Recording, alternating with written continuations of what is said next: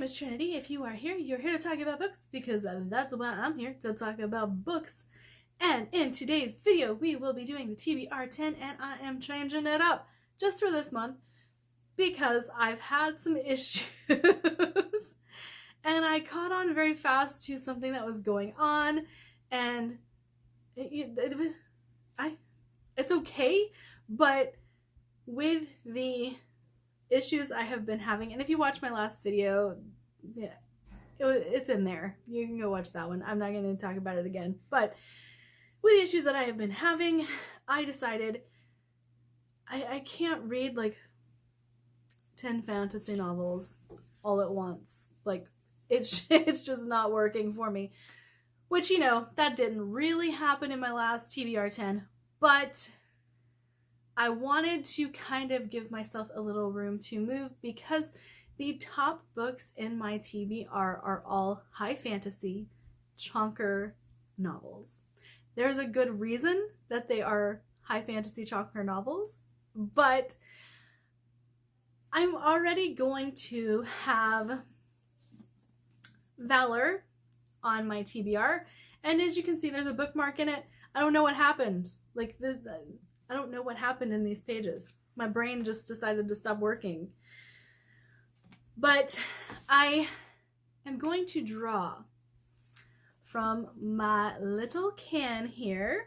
Yes, this is the amount of books I have on my shelves that I haven't read yet, and that's embarrassing. But, you know, it is what it is. Had 2 years where I didn't read any books, but it didn't stop me from buying books. Oh well. And so for today's TBR 10, I have some carryover from my previous TBR 10, and you guys, like I said, can go back and watch that video to find out what happened. But I am going to draw 6 of these from, you know, like I said, books that are on my shelves currently, books that I need to read, and I will go through them with you. Of course, you know, I'm gonna draw them and then I'm gonna have to go get them. So this will take a lot longer for me than it does for you. So let's go ahead and draw first. So I need to pick 6 because I have 4 that I'm carrying over from my previous TBR. Okay, so the first one, can you guys see it? Undead and Unwed. Oh wow, is this a throwback for me? I have not read paranormal romance in a long time, but I do have this book, so I'm gonna have to go find it, but I do have it. That's book number 1. So book number 2, The Diabolic, another young adult. So this is going a little bit better because at least there'll be books that I can read if I am not having good brain week. Ooh, Where They Found Her. Again, another young adult. So that's book 3.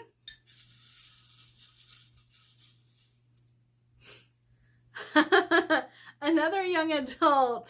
So Unbreakable by Cami Garcia. The jar is actually going easy on me, guys. Can you actually believe it? Okay. The Strange Case of the Alchemist's Daughter. I'm going to have an easy TBR this time, guys. And one more. Ha! Yes! Shadow and Bone by Leigh Bardugo. I'm finally reading it. All right, let me go get the books. Okay, so I lied. There were 2 that I drew that I had already unhauled. And so I drew 2 more. Theft of Swords and The Fire Sermon. But I totally forgot that I unhauled a lot of my young adult. And so I'm going to have to be really careful about if I continue to do this, which I do like the top 5, bottom 5. I do like that setup. but this was just me trying to give myself a break. And it didn't quite go as planned, but you know, whatever does. I mean, it's 2021. Are we really expecting things to go our way at this point? I don't even know. The one on the top of the stack is The Fire Sermon by Francesca Haig. Now this comes in at a 3.61 on Goodreads, and I'm actually excited for this because this is a more adult dystopian, and I have been wanting to get back into dystopian novels. I just haven't connected too much with the young adult dystopian novels, and this is a trilogy, so I'm very excited to get into it. So in this book, a nuclear explosion has occurred, and it's basically destroyed everything, but some people have survived. And in this book, every person is born with a twin. And one is considered an alpha and is inherently perfect, while the other is considered the omega and is born deformed in some way. And of course, the alphas have began to gather the resources for themselves while shunning the omegas. But that doesn't stop the fact that when the omega dies, so does the alpha. And so these books they just sounded really good to me. And like I said, in a very recent video when I purchased this, it sounded like it was going to be one that actually had a pretty gripping story and didn't follow that dystopian formula that I hate.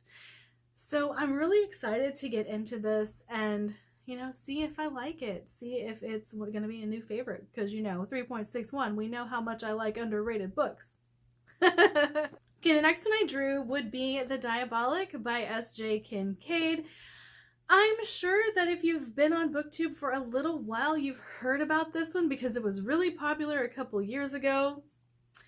And it says, a diabolic is ruthless, a diabolic is powerful, a diabolic has a single task, kill, in order to protect the person you've been created for, nothing else. So I have heard very good things about this. I'm very excited to get into this. I have had it on my shelves for quite some time and just never read it. So I'm very excited that I picked it. But it is young adult, so we will see if I enjoy it. I've heard very good things about S.J. Kincaid. Really pretty pumped for this one.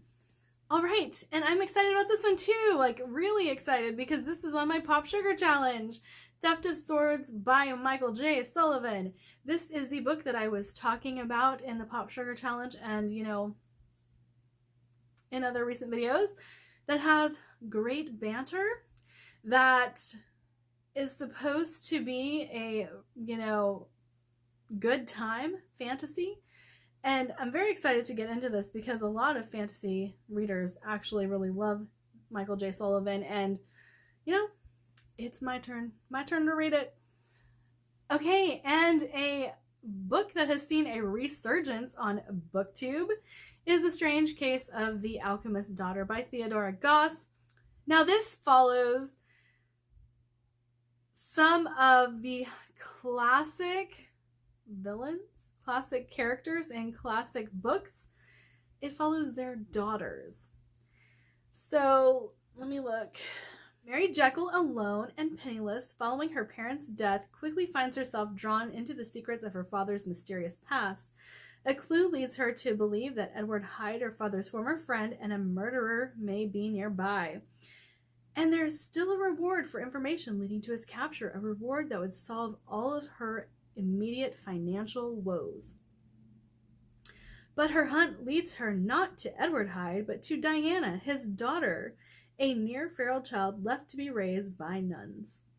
With the assistance of Sherlock Holmes and Dr. Watson, Mary continues her search for the elusive Hyde and soon gathers around her more women, all of whom have been created through terrifying experimentation. Beatrice Rappaccini, Catherine Moreau, and Justine Frankenstein. Yes, if you recognize those names, that is because it's the daughters of all of those people. And I'm really excited to get into this. Again, this has had a resurgence on BookTube, so I'm actually very interested to give my opinions on it. I've had it for forever, again, because, you know, books like to sit on my shelves just as much as, you know, I like to read them. But super pumped for this one. All right, a book that I have actually mentioned in a past TBR that I never got around to reading, Where They Found Her by Kimberly McCreet. This is about a baby who is found in the woods dead, and the women who may have been involved, and the journalist that is determined to tell the story. So very, very excited to get to this one. And again, I hope I like it. I think I say that for every book, but you know, what am I supposed to say? Alrighty. The Grishaverse, Shadow and Bone by Leigh Bardugo. Heck yes. I'm finally getting to this book. I'm excited. I really want to read it. Love Leigh Bardugo. I don't have 5-star anticipation, you know, for this one. You know, I'm going to have a 5-star anticipation video soon. But I do tend to rate all of her books 4 stars, so pumped for that. Okay, and then the carryover. Of course, we have Valor by John Gwynne, The House of Velvet and Glass by Catherine Howe, 77 Shadow Street by Dean Koontz, and Icons by Margaret Stoll. So those are the 10 books that I will be reading in February. You know I'm going to venture off track because I always do, but those will be 10 that I get to at least, and then we'll see what else comes around and what else I read. So like, subscribe, do all the fun things. I will see you in my next video.